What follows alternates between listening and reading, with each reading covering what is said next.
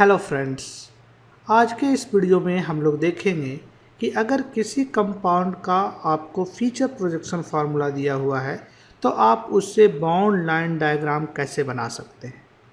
तो मान लीजिए आपके पास एक कंपाउंड है जिसका कि फीचर प्रोजेक्शन फार्मूला कुछ इस तरीके से है। यहाँ पे आपका CH3 ग्रुप है, यहाँ पे हाइड्रोजन, यहाँ पे OH, यहाँ हाइड्रोजन, यहाँ OH और यहाँ पे CH2 CH3 ग्रुप है।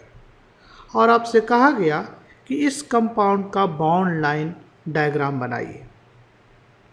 तो बॉन्ड लाइन डायग्राम बनाने के लिए फीचर प्रोजेक्शन फार्मूला से हम लोग कुछ स्टेप्स फॉलो करेंगे। पहला स्टेप क्या होगा? पहला स्टेप होगा नंबर द कार्बन चेन। सो आपको कार्बन चेन को नंबर करना। So number the carbon chain. जैसे कि इस केस में आपका 1 नंबर का कार्बन यहाँ है, 2 यहाँ है, 3 यहाँ है, 4 यहाँ है, 5 यहाँ है। तो पहला स्टेप में आपको कार्बन चेन का नंबरिंग करना है। दूसरे स्टेप में आपको कायरल कार्बन आइडेंटिफाई करना है। तो आइडेंटिफाई कायरल कार्बन और उसका आप RS नोमेनक्लेचर करिए। आइडेंटिफाई करिए और RS नोमेनक्लेचर करिए। तो इस कंपाउंड में ये जो कार्बन है कायरल है, ये जो कार्बन है कायरल है। तो इस दोनों का RS नोमेनक्लेचर हम लोग को लिखना पड़ेगा। तो चलिए हम लोग इसका RS कॉन्फ़िगरेशन निकालते हैं। पहले कार्बन नंबर 2 का निकालते हैं। तो 2 पे कौन कौन सा ग्रुप लगा हुआ है? यहाँ ऑक्सीजन है, highest priority, hydrogen lowest priority. अब यहाँ पे CH3 है और यहाँ पे जो कार्बन है वो O से जुड़ा हुआ है, यानी कि बेसिकली कार्बन कार्बन का टाई हो गया। तो उसको देखने के लिए हमको आगे बढ़ना पड़ेगा। जैसे एक कार्बन जो है हाइड्रोजन से जुड़ा हुआ है, ऑक्सीजन से जुड़ा हुआ है, कार्बन से जुड़ा हुआ है, और एक कार्बन किससे जुड़ा हुआ? Hydrogen hydrogen hydrogen. यानी इसका प्रायोरिटी कम हो गया, नीचे वाले का प्रायोरिटी ज़्यादा हो गया। यानी हम कह सकते हैं इससे जो नीचे की तरफ ग्रुप जुड़ा हुआ उसका प्रायोरिटी 2 है और इसका प्रायोरिटी जो है 3 है। तो 1 प्रायोरिटी यहाँ है, 4 प्रायोरिटी यहाँ है। तो आप देखिए 1 से 3 पे जाइए, कैसा रोटेशन है? 1 से 2, 2 से 3, ये जो है क्लॉकवाइज है। क्लॉकवाइज मतलब R कॉन्फ़िगरेशन। मगर इसमें हाइड्रोजन कहाँ है? हाइड्रोजन हॉरिजॉन्टल लाइन पे है।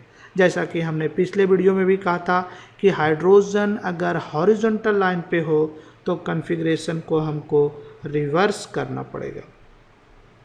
तो अगर आप रिवर्स कर दीजिएगा इसका मतलब है कॉन्फ़िगरेशन S हो गया।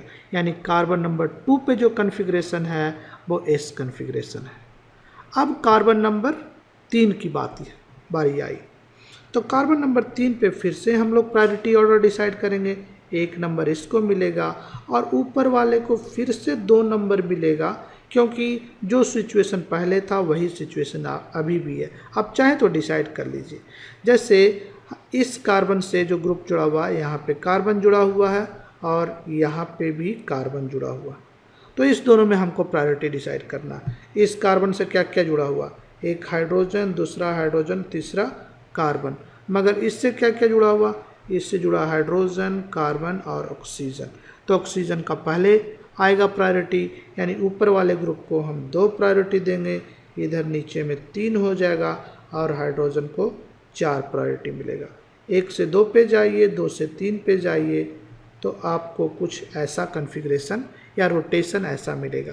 तो ये क्लॉकवाइज है कि एंटी क्लॉकवाइज है? ये एंटी क्लॉकवाइज है। इसका मतलब कार्बन नंबर 3 पे कॉन्फ़िगरेशन S है। मगर हाइड्रोजन कहाँ है? हाइड्रोजन फिर से एक बार हॉरिजॉन्टल लाइन पे है, यानी आपको रिवर्स करना पड़ेगा। अगर आपने रिवर्स किया तो S का R हो जाएगा, यानी तीसरे कार्बन पे भी आपका R कॉन्फ़िगरेशन है। कार्बन नंबर 3 पे R कॉन्फ़िगरेशन है, यानी आप कह सकते हैं M मोलिक्यूल जो है वो है 2S, 3R। अब जब आपने कॉन्फ़िगरेशन मोलिक्यूल को निकाल लिया तो नेक्स्ट स्टेप में आप क्या करिए? Sketch the line diagram. So third step में आपका हो जाएगा sketch the bond line diagram, bond line diagram. Basically आपको पहले एक स्केच बनाना पड़ेगा, उसके बाद उसमें RS कॉन्फ़िगरेशन फिट करना पड़ेगा। तो कितने कार्बन का चेन है आपके पास? 5 कार्बन का चेन है, तो कुछ ऐसा बना लीजिए 1 1 2 3 4 और यहाँ पे 5। बेसिकली आपका कार्बन नंबर 2 जो है ऑप्टिकली एक्टिव है, कार्बन नंबर 3 ऑप्टिकली एक्टिव है, तो 2 नंबर कार्बन ए है, 3 नंबर कार्बन ए है। तो पहले आपने रफ स्केच बना लिया बॉन्ड लाइन। अब इसके बाद ग्रुप को फिट कर दीजिए और उसको RS कॉन्फ़िगरेशन निकालिए। तो ग्रुप कौन कौन सा है? दूसरे पे लगा है हाइड्रोजन और OH। तो हम अपने मन से एक गैस कॉन्फ़िगरेशन लगा देते हैं। हाइड्रोजन पीछे की तरफ है और OH को मान लिया कि हमने बाहर की तरफ लगा दिया। और तीसरे पे भी एक हाइड्रोजन और एक OH लगा है, हमने मान लीजिए हाइड्रोजन को अंदर की तरफ लगा दिया और OH को बाहर की तरफ लगा दिया, खुद से ऐसा लगा दिया। अब आप 4th स्टेप में क्या कीजिएगा? ये तो बेसिकली आपने एक गेस किया है कि ऐसा स्ट्रक्चर होगा। नाउ अब इसका RS कॉन्फ़िगरेशन निकालिए कार्बन नंबर 2 का और कार्बन नंबर 3 का और चेक करिए। सो आपको क्या करना है? डिटरमिन RS कॉन्फ़िगरेशन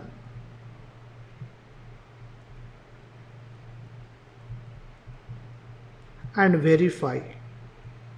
कि कैसे वेरीफाई करिएगा? क्योंकि आपको 2 पे पता है कि 2 पे है S और 3 पे है R। चलिए तो कार्बन नंबर 2 पे टेस्ट करते हैं। आप चाहें तो यहाँ पे CH3 लिख लीजिए ताकि कंफ्यूजन ना हो। तो कार्बन नंबर 2 पे प्रायोरिटी डिसाइड करिए। ये 1 हो गया प्रायोरिटी, इधर वाले को 2 मिलेगा और इधर वाले को 3। 2 क्यों? क्योंकि इस कार्बन का ऑक्सीजन से जुड़ा हुआ, मगर ये वाला जो कार्बन है हाइड्रोजन से जुड़ा हुआ। तो 1 इसको मिला, 2 इसको मिला, 3 इसको मिला और 4 हाइड्रोजन को मिलेगा। अब 1 से 2 पे जाइए, 2 से 3 पे जाइए, तो ऐसा होगा। तो इस केस में ऐसे आप रोटेशन होगा। ये रोटेशन कैसा है? ये रोटेशन जो है क्लॉकवाइज है। क्लॉकवाइज मतलब R कॉन्फ़िगरेशन। R कॉन्फ़िगरेशन और साथ ही साथ जो हाइड्रोजन है वो डैश लाइन पे है, यानी आपसे दूर जा रहा है। RS कॉन्फ़िगरेशन में यही तो चाहिए आपको कि आपसे हाइड्रोजन जो है दूर जाता हो, यानी इसका कॉन्फ़िगरेशन सही है, ये R कॉन्फ़िगरेशन है। मगर आपका 2 पे ओरिजिनल में कॉन्फ़िगरेशन था क्या? ओरिजिनल में 2 पे कॉन्फ़िगरेशन था S, यानी जो आपने गेस किया वो गेस सही नहीं था। आपको क्या करना पड़ेगा? आपको इंटरचेंज करना पड़ेगा, हाइड्रोजन को यहाँ और OH को यहाँ। ऐसा करिएगा तो अपने आप ही इसका कॉन्फ़िगरेशन जो है चेंज होके आ जाएगा। इसी चीज़ को हम फिर लिख के यहाँ दिखा दे रहे हैं। CH3 आपका यहाँ है, यहाँ हाइड्रोजन है और यहाँ OH है, यहाँ CH3 है, कार्बन का नंबर ये है 2 और ये है 3, ये है 4, ये है 5, ये है 1। तो यहाँ पे हमने क्या कहा? यहाँ पे अब आपको उलट देना पड़ेगा। यहाँ पे OH चला जाएगा और यहाँ पे हाइड्रोजन चला आएगा। अब जब ऐसा कर दीजिएगा तो कॉन्फ़िगरेशन सही हो जाएगा। अब देख लीजिए एक बार चेक करके, 1 नंबर ए हो गया, 2 नंबर ए है, 3 नंबर ए है। तो 1 से 3 पे जाइएगा तो क्या है? क्लॉकवाइज, यानी इसका R कॉन्फ़िगरेशन होता, मगर हाइड्रोजन कहाँ है? हाइड्रोजन डैश लाइन पे नहीं है, बेस लाइन पे, यानी हमको क्या करना पड़ेगा? यानी हमको रिवर्स करना पड़ेगा। यानी कॉन्फ़िगरेशन इस मॉलिक्यूल का है क्या एक्चुअल में?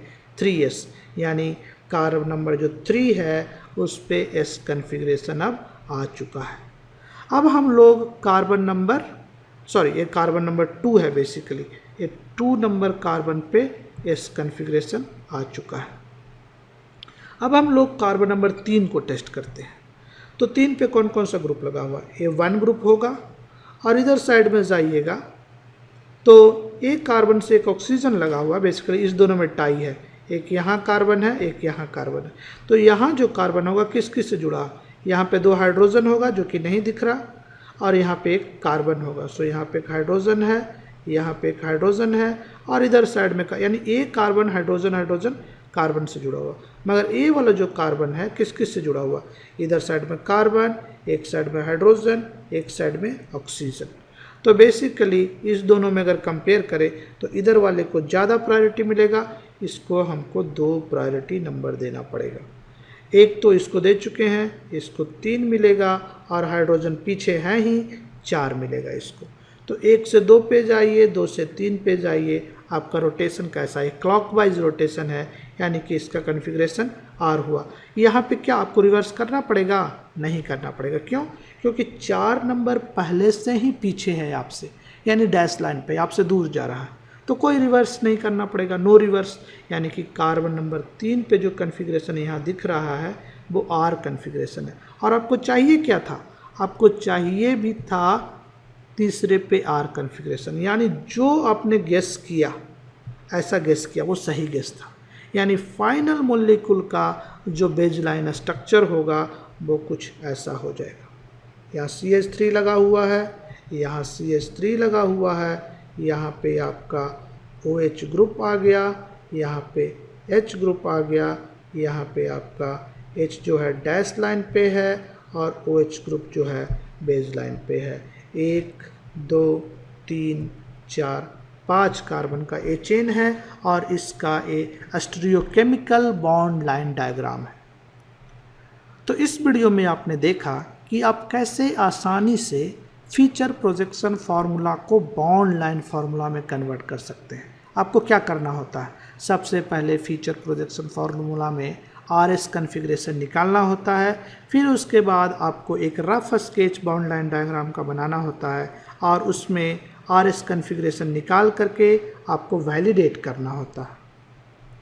अगर RS कॉन्फ़िगरेशन जो आपने गेस किया है वो एक्चुअल RS कॉन्फ़िगरेशन से सेम है तो आपको कोई चेंज नहीं करना पड़ेगा। अगर एक्चुअल RS कॉन्फ़िगरेशन और जो गेस आपने किया है वो डिफरेंट है तो आपको एक इंटरचेंज करना पड़ेगा।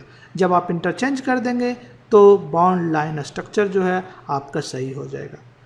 तो हम आशा करते हैं कि आपको ये वीडियो अच्छी लगी होगी। अगर अच्छी लगी तो अपने दोस्तों के बीच शेयर करिए, वीडियो को लाइक कीजिए, सब्सक्राइब कीजिए और हम फिर मिलते हैं आपसे एक नए वीडियो में। तब तक के लिए best of luck, bye, take care.